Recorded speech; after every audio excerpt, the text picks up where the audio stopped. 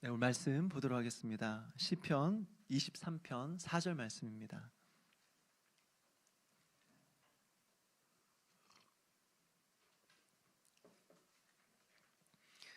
시편 23편 4절 말씀 우리 같이 한 목소리 읽겠습니다. 시작. 내가 사망의 음침한 골짜기로 다닐지라도 해를 두려워하지 않을 것은 주께서 나와 함께 하심이라. 주의 지팡이와 막대기가 나를 안위하시나이다. 아멘. 제가 한 번 더 읽겠습니다. 내가 사망의 음침한 골짜기로 다닐지라도 해를 두려워하지 않을 것은 주께서 나와 함께 하심이라. 주의 지팡이와 막대기가 나를 안위하시나이다. 아멘. 기도하시겠습니다. 하나님 아버지, 오늘도 우리를 부르시고 말씀 앞에 서게 하여 주심을 감사드립니다. 오늘 말씀을 통하여서 우리가 사망의 음침한 골짜기를 다닐지라도 우리 하나님으로 말미암아 만족할 수 있는 그런 결단과 은혜가 우리 모두에게 있게 하여 주시옵소서. 예수님의 이름으로 기도하옵나이다. 아멘. 계속해서 시편 23편 말씀을 좀 살펴보고 있습니다. 계속해서 시인은 하나님께서 왜 우리의 목자가 되어주시는지 그 이유를 말해주고 있습니다. 첫째로 하나님께서는 우리의 육신을 만족시켜 주시는 분이시기 때문이다 라고 말하고 있어요. 그분 날마다 우리로 하여금 푸른 초장과 쉴만한 물가로 인도하시죠. 물론 하나님은 언제나 우리에게 소유의 넉넉함을 약속하지는 않습니다. 그렇지만 지속적으로 우리의 필요를 공급하시면서 그래서 날마다 우리로 하여금 굶지 않고 살게 만들어 주시는 것이죠. 둘째로 하나님은 우리의 영혼까지도 만족시켜 주시는 분이시기 때문에 그렇습니다. 하나님은 우리를 먹이시고 입히시고 쉬게 하실 뿐만 아니라 우리의 영혼을 소생시켜 주시는 분이시죠. 때로는 우리의 염려와 또 무지함 때문에, 때로는 우리의 범죄 때문에, 때로는 우리가 깊은 영적인 침체 가운데 빠질 때도 있습니다. 그러나 우리 하나님 어떻습니까? 그렇기 때문에 우리를 버리실까요? 아니죠. 다시 우리의 영혼을 살게 하시는 것입니다. 그래서 다시 하나님으로 말미암아 우리의 영혼의 생명의 풍성함을 누리게 하신다라고 하는 것입니다.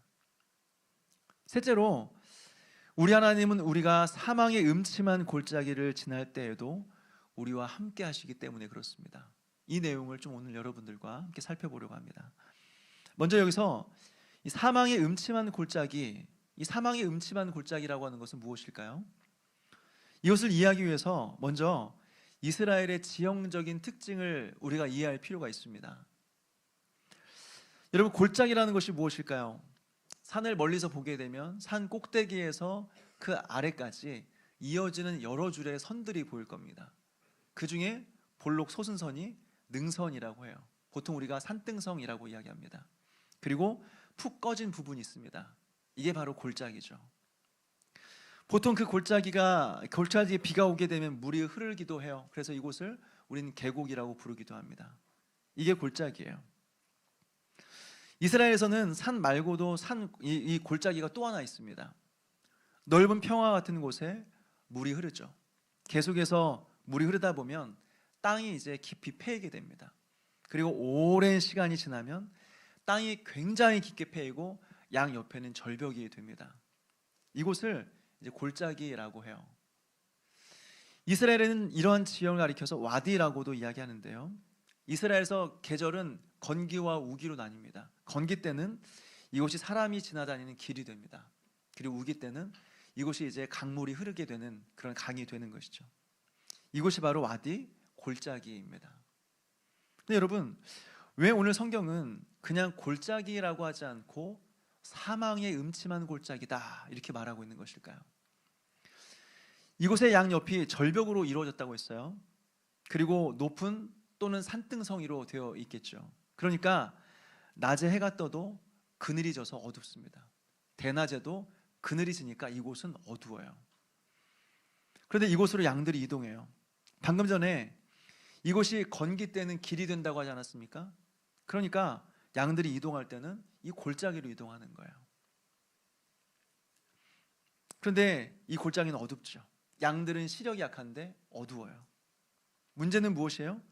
그곳에 사나운 짐승이 숨어 있다라고 하는 것입니다. 어두운 곳에, 어두운 그늘에 사나운 짐승이 숨어 있어요. 그래서 양들이 이동하다가 그 대열에서 이탈하는 그런 양들이 있으면 사나운 짐승이 잡아먹는 것입니다.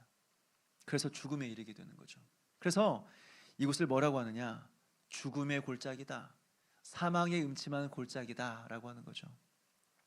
사랑하는 여러분, 다윗은 이러한 사망의 음침한 골짜기를 지날 때가 있었습니다. 그리고 어쩌면 아마 지금도 사망의 음침한 골짜기를 지나고 있을지 몰라요. 그러나 다윗은 그 가운데서도 하나님께서 나와 함께 하신다라는 이 사실만으로 만족하며 고백하고 있는 거예요. 여호와는 나의 목자이시니 내가 부족함이 없습니다 라고 고백하는 거죠. 우리는 어떻습니까? 혹시 우리 또한 이 사망의 음침한 골짜기를 지나고 있지 않습니까? 단순히 힘들다 이 정도가 아니라 끝이 없는 어두운 터널을 지나는 것 같은 숨막히는 답답함, 그리고 수많은 대적들의 공격으로 말미암아 죽음의 위협을 느끼는 그런 고통을 느끼고 있지는 않습니까? 그래서 이렇게 사느니 차라리 죽는 게 더 낫겠다, 이렇게 사느니 차라리 죽는 게 낫겠다, 이런 마음이 들 정도로 견딜 수 없는 인생의 밤을 보내고 있지 않습니까? 그러면서 내가 세상에서 가장 불쌍한 사람이라고 하는 그런 연민 속에서 살아가고 있지는 않습니까? 여러분, 오늘 이 말씀을 통해서 시인이 사망의 음침한 골짜기를 지나면서도 어떻게 하나님으로 만족할 수 있었는지 그 이유를 발견하고, 우리 또한 이 골짜기를 지나는 가운데서도 하나님으로 만족하며 평안함을 누리게 되는 은혜가 저와 여러분에 있게 되기를 주님의 이름으로 축원합니다. 먼저는 우리가 사망의 음침한 골짜기를 지나는 이유입니다. 왜 우리는 이 골짜기를 지나게 되는 것일까요? 여러분, 우리가 신앙생활하면서 착각하는 것 중에 하나는 예수 믿으면 복 받는다는 것입니다. 예수 믿으면 복 받는다, 그래서 교회만 나오면 모든 문제가 다 해결된다, 만사 형통이다 라고 하는 거죠. 물론 여러분, 우리 하나님께서는 만복의 근원이 되십니다. 우리가 누리는 모든 복은 다 하나님께로부터 오는 것입니다. 그래서 때로는 우리가 기도함으로써 우리의 문제를 해결받기도 하고 병이 낫기도 하고 우리의 인생에 기적이 일어나기도 하는 것이죠. 이것을 부인하는 게 아니에요. 이런 일들은 일어나는 거예요. 그러니까 우리는 문제가 있을 때마다, 힘들 때마다 하나님 앞에 기도하는 것입니다. 그런데 우리의 모든 문제가 다 해결되는 것은 아니다라고 하는 것입니다. 우리의 모든 문제가 다 해결되는 것은 아니다. 예수를 믿는 순간부터 고난이 찾아오기도 합니다. 그리고 예수 믿는 것 때문에 오히려 우리는 핍박을 받기도 해요. 그리고 오랜 시간 동안 기도했지만 여전히 해결되지 않은 많은 문제들을 우리는 가지고 있습니다. 바울은 어떻습니까? 자신의 육체의 가시를 위해서 3번 기도했다고 했습니다. 딱 3번만 기도했겠습니까? 여러 번 기도했겠죠. 그런데 온 마음을 기울여서 자신의 인생을 걸고 하나님 앞에 3번 기도했을 것입니다. 그런데 하나님은 그 기도를 안 들어주세요. 안 들어주세요. 끝까지 안 들어주셨어요. 다윗이 무슨 큰 죄를 지었습니까? 기도가 제대로 된 기도가 아니었을까요? 아니에요. 기도했는데 하나님께서 끝까지 안 들어주셨어요. 이런 것들을 보면 무슨 생각이 들어요? 이럴 거면 뭐하러 믿어? 아니, 믿으나 안 믿으나 다 똑같은데, 교회 다니나 안 다니나 어차피 힘든 거 똑같은데, 아니 뭐하러 교회 다녀? 이런 생각이 들지 않습니까? 근데 여러분, 여기서 우리가 기억해야 될 것이 있습니다. 고난에는 이유가 있다는 것입니다. 고난에는 이유가 있다. 하나님께서 우리로 하여금 사망의 음침한 골짜기를 지나게 하는 이유가 따로 있다는 거예요. 그 이유가 무엇일까요? 첫째로 우리로 하여금 새로운 목초지로 인도하시기 위함입니다. 앞서 말씀드린 것처럼 목자가 양들을 이끌고 이동할 때가 있죠. 왜 양들이 이동하죠? 지난번에 말씀드렸던 것처럼 이스라엘에 있어서 푸른 초장이라고 하는 것은 그냥 오랜 세월 동안 머물러 있으면서 마음껏 먹을 수 있는 꼴이 있는 곳이 아니라고 했습니다. 하루 이틀 먹으면 없어지는 거예요. 하루 이틀 먹으면 먹을 게 없어요. 그러니까 어떻게 해요? 목자는 양들이 꼴을 먹을 동안에 다른 목초지를 찾는 것입니다. 그리고 양들이 다 꼴을 먹어서 더 이상 꼴을 그리고 먹을 것이 없게 되면 이제 그 다음 목초지로 이동하는 거죠. 그러니까 이동을 해야 되는 거예요. 그 이동할 때는 그 골짜기를 따라 지나가게 되는 것입니다. 사랑하는 여러분, 여기서 우리는 어떤 사실을 발견합니까? 우리의 고난은 바로 하나님께서 우리에게 좋은 것을 주시기 위한 과정이라고 하는 것입니다. 그래서 고난을 위장된 축복이다라고 말하지 않습니까? 왜요? 고난은 고난인데 사실은 그 포장지를 뜯어보면 그 안에 있는 것은 나에게 복이 되기 때문에 그렇죠. 여러분, 요셉을 한번 생각해 보십시오. 요셉은 형의 시기를 받아서 애굽에 팔려갔습니다. 어린 나이에 부모님의 사랑을 받고 부모님의 돌봄을 받을 그때에 애굽으로 팔려갔어요. 그래서 보디발 장군의 집에서 종으로 일하는데 보디발의 아내가 유혹을 합니다. 그러니까 요셉은 어떻게 내가 하나님 앞에 범죄할 수 있느냐라고 하면서 유혹을 뿌리치고 옷을 벗고 도망가 버렸어요. 그러니까 그 결과 하나님께서 아이고 착하다, 요셉아 너무 잘했다, 복을 주셨습니까? 아니죠. 오히려 누명을 쓰고 감옥에 갇혀요. 요셉은 감옥에 갇혔어도 자신의 인생을 비관하지 않고 그곳에서도 사람을 살피며 열심히 도왔습니다. 그래서 빵 굽는 관원장과 술 맡은 관원장이 꿈을 해석해 주었고 그 결과 그 해석대로 되었습니다. 빵 맡은 관원장은 말 그대로 이제 처형을 당하게 되고 술 맡은 관원장은 다시 복직하게 되었습니다.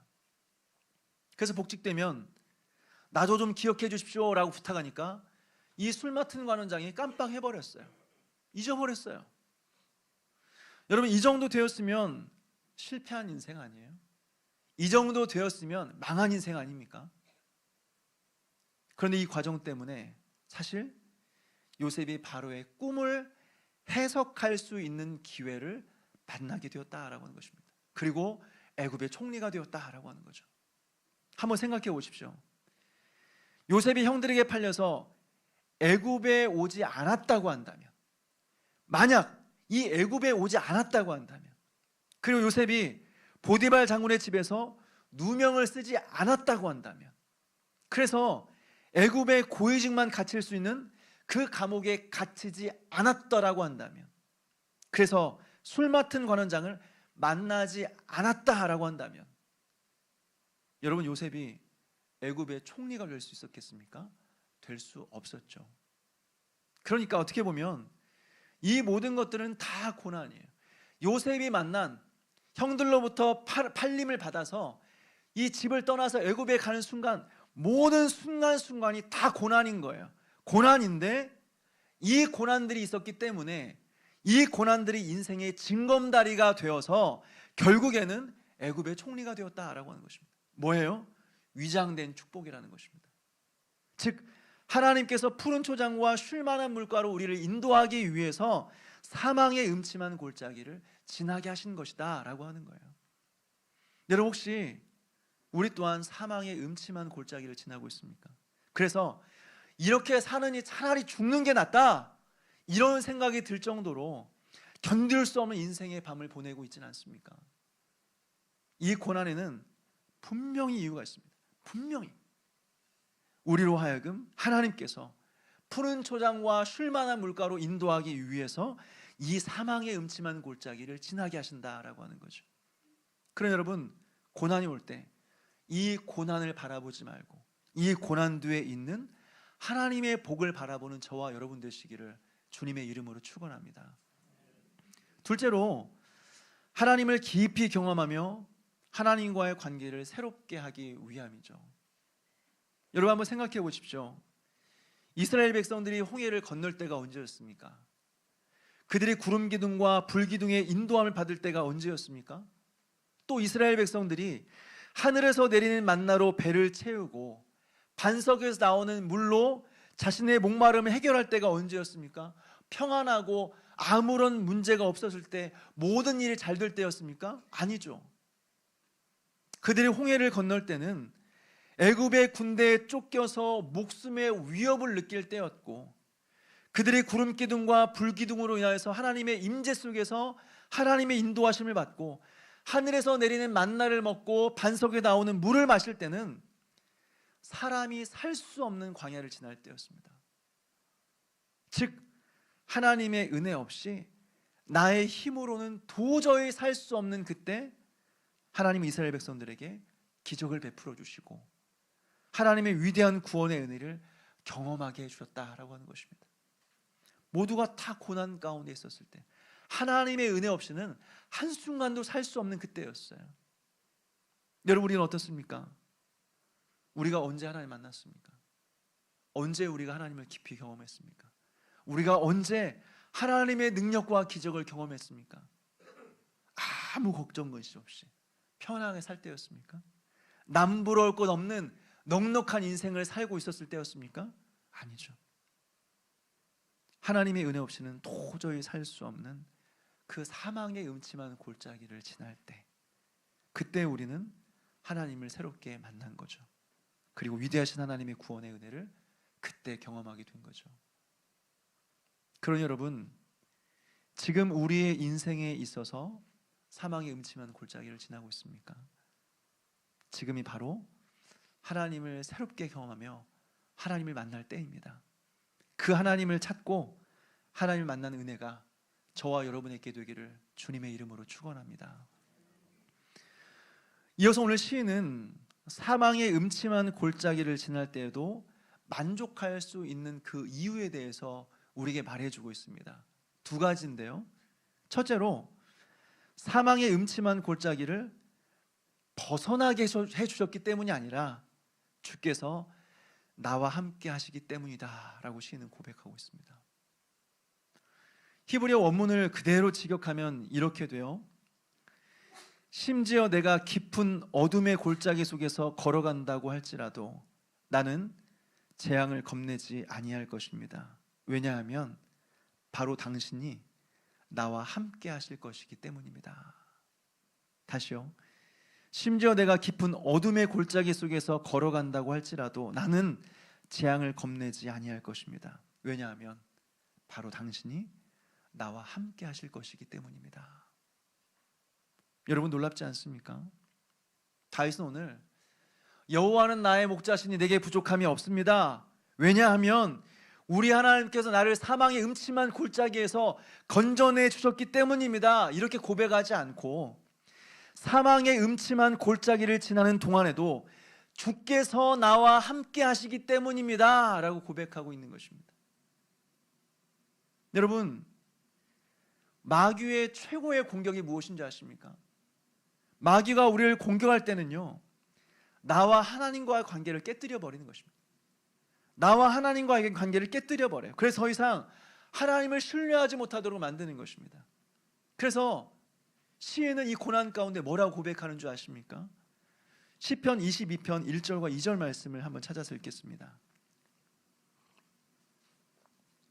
시편 22편 1절과 2절 말씀입니다. 시작. 내 하나님이여 내 하나님이여 어찌 나를 버리셨나이까? 어찌 나를 멀리하여 돕지 아니하시오며 내 신음소리를 듣지 아니하시나이까? 내 하나님이여 내가 낮에도 부르짖고 밤에도 잠잠하지 아니하오나 응답하지 아니하시나이다. 시편 43편 2절 말씀입니다. 시편 43편 2절 같이 읽겠습니다. 시작. 주는 나의 힘이 되신 하나님이시거늘 어찌하여 나를 버리셨나이까?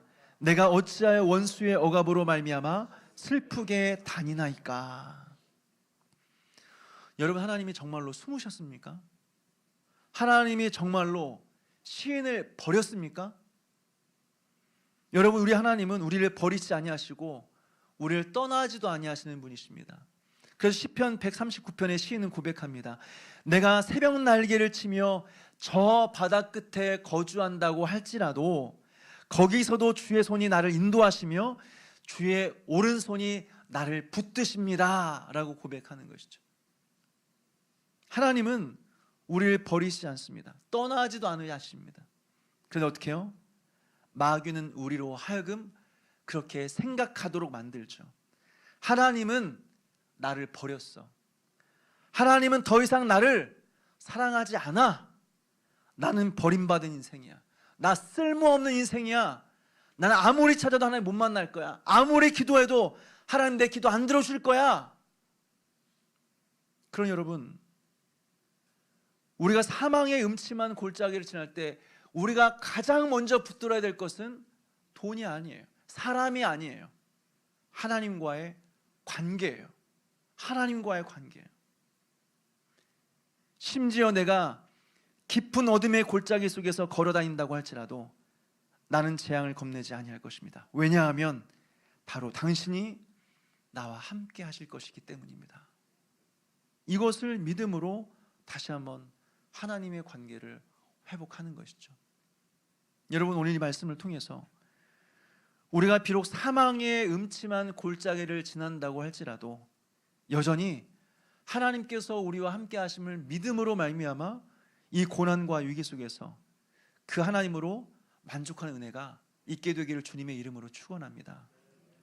둘째로, 이 고난이 지나갈 것을 믿기 때문에 그렇습니다. 이 고난이 지나갈 것을 믿기 때문에요. 여러분, 우리에게 고난이 고난인 이유는 끝을 알 수 없기 때문이죠. 물론 끝이 언제인지 알아도 힘들어요. 그런데 끝이 언제인지 알 수 없는 고난은 더 비교할 수 없는 고통이 되는 것이죠. 사단은 끊임없이 우리에게 이 두려움을 줍니다. 너의 고난은 절대 끝나지 않을 거야. 지금의 이 고난은 계속될 거야. 영원할 거야. 너는 평생 실패자로 살아갈 거야. 너의 상황은 절대 안 바뀔 거야. 근데 여러분, 이 세상에 영원한 것은 아무것도 없어요. 이 세상에서 우리의 행복이 영원하지 않은 것처럼 우리의 고난도 영원하지 않습니다. 이 또한 지나가는 거예요. 요한계시록을 보게 되면 예수님께서 서머나 교회를 향하여 주시는 말씀인데요, 요한계시록 2장 10절 말씀을 볼까요? 요한계시록 2장 10절, 우리 같이 한번 읽겠습니다. 시작. 너는 장차 받을 고난을 두려워하지 말라. 볼지어다 마귀가 장차 너희 가운데에서 몇 사람을 옥에 던져 시험을 받게 하리니 너희가 10일 동안 환난을 받으리라. 내가 죽도록 충성하라. 그리하면 내가 생명의 관을 내게 주리라. 아멘. 예수님은 고난 가운데 있는 서머나 교회를 향하여서 너희들이 10일 동안 환난을 받을 것이다 라고 말하고 있어요. 여기서 10일이라고 하는 것은 무슨 의미예요? 진짜 고난이 있다는 것입니다. 한번 해본 말이 아니라는 거예요. 그냥 좋게 한번 말해본 게 아니에요. 진짜 10일 동안의 고난이 있다는 거예요. 진짜라는 거예요. 그런데 100일이 아니에요. 1000일이 아니에요. 10일이에요. 무슨 의미입니까? 그 고난이 결코 길지는 않을 것이다. 끝이 있을 것이다 라고 하는 거죠. 사랑하는 여러분, 끝나지 않을 것 같은 인생의 밤을 보내고 있습니까? 이 세상에 영원한 행복이 없는 것처럼 영원한 고통도 없습니다. 이 또한 지나가는 것입니다. 그리고 언젠가 우리는 이 과거를 회상하면서 웃을 날이 있는 것이죠. 정리하자면 우리가 사망의 음침한 골짜기를 지날지라도 여전히 우리가 하나님으로 말미암아 만족할 수 있는 이유는, 첫째로 하나님께서 나를 사망의 음침한 골짜기에서 건져주셨기 때문이 아니라 여전히 고난이 있고 여전히 죽을 것 같은 고통이 있음에도 불구하고 그 가운데서도 여전히 나와 함께 하신 하나님이 계시기 때문이다 라고 하는 거예요. 둘째로, 이 고난에는 반드시 끝이 있다 라고 하는 거죠. 여러분, 이것을 믿음으로 우리가 사망의 음침한 골짜기를 지나는 중에도 이렇게 사느니 차라리 죽는 게 낫겠다 이런 생각이 들 정도의 인생의 밤을 지날 동안에도 하나님으로 만족하는 저와 여러분 되시기를 주님의 이름으로 축원합니다. 마지막으로 한 가지만 더 살펴보고 마무리하려고 합니다. 그렇다면 여러분, 이 시인이 사망의 음침한 골짜기를 지날 때에도 주께서 나와 함께 하신다라고 고백했는데 그 하나님께서 어떻게 나와 함께 하신다는 것입니까? 다윗은 자신이 목자이던 때를 생각했습니다. 목자에게는 언제나 두 종류의 도구가 있습니다. 두 가지의 도구가 있어요. 하나는 지팡이고 하나는 막대기입니다. 먼저 지팡이인데요, 이 지팡이는 아주 긴 막대기로 되어 있습니다. 긴 나무로 되어 있어요. 그래서 사람의 키보다 더 크고 그리고 끝은 휘어져 있습니다. 말려 있어요. 이 기능이 뭐예요? 여러분, 양은 고집이 세다고 했습니다. 양은 고집이 세요. 고집이 엄청 세요. 그래서 성경은 말합니다. 우리는 다 양 같아서 그릇 행하여 각기 제 길로 갔거늘. 엄청 고집이 세다는 거예요. 각자 길을 간다는 거예요. 그러니까 양들이 자꾸 대열에서 이탈하는 거예요. 이때 목자는 어떻게 합니까? 야, 내가 이렇게 잘해주고 너를 위해서 이렇게 희생을 했는데 대열에서 이탈해? 내가 날마다 푸른 초장과 쉴만한 물가로 인도해주고 나 퇴근도 안 하고 집에도 안 가고 밤낮으로 너희와 함께 해주었는데 나를 떠나? 어디 한번 해봐. 떠나봐 한번. 나 없이 얼마나 잘 사는지 한번 해봐. 내가 싫어? 나도 너 싫어? 그러면서 목자의 심정으로 목자가 이렇게 내버려주는 않았다는 것을 우리는 알고 있지 않습니까? 목자는 그렇게 대열에서 이탈하는 그 양들을 어떻게 하느냐? 그 지팡이로 양의 목을 걸어서 다시 이탈한 대열로 끌고 오는 것입니다. 여러분, 이게 지팡이에요. 우리 하나님도 마찬가지죠. 하나님은 우리가 불순종하면 어떻게 네가 그럴 수 있어? 내가 너를 위해서 아들을 줬는데, 내가 너를 위해서 죽었는데 어떻게 그럴 수 있어? 그렇게 하지 않고 끌고 오시는 것입니다. 한번 생각해 보십시오. 우리가 얼마나 놀라운 하나님의 사랑을 받은 자들이에요. 그럼 어떻게 해요? 한번 말하면 알아들어야죠. 한번 그냥 말하면 순종해야죠. 나 안 해. 말로는 다 아는데 이야기를 해요. 다 아는데 성경 나도 알 만큼 안 돼. 근데 그렇게 안 살아. 그런데도 우리 하나님 어떻게 하십니까? 네가 어떻게 그럴 수 있어? 그게 아니라 지팡이로 우리의 목을 걸어서 우리를 다시 하나님께로 인도하는 것이죠. 그리고 불순종하면 또다시 지팡이로 목을 걸어서 다시 인도하는 겁니다. 그렇게 하나님은 우리와 함께 하신다라고 하는 거죠. 여기서 우리는 무엇을 깨닫습니까? 우리가 사망의 음침한 골짜기로 지나갈 때 우리는 그릇된 길로 빠지기 쉽다는 거예요. 때로는 두려움 때문에 하나님보다 사람을 더 의지해요. 고난을 핑계 삼아서, 내가 힘들다는 걸 핑계 삼아서 죄와 타협하며 살아가는 것을 정당화해요. 어쩔 수 없어. 내가 힘들어서 그래. 내가 고난 가운데 있어서 그래. 그러면서 죄를 짓는 것을 정당하게 여기며 살아가요. 그런데 하나님 어떻습니까? 여전히 우리를 포기하지 않으시고 인도하세요. 때로는 사람을 통해서, 때로는 환경을 통해서 인도하십니다. 즉 한쪽 길을 막으심으로 다른 쪽 길을 여셔서 우리를 인도하시는 것이죠.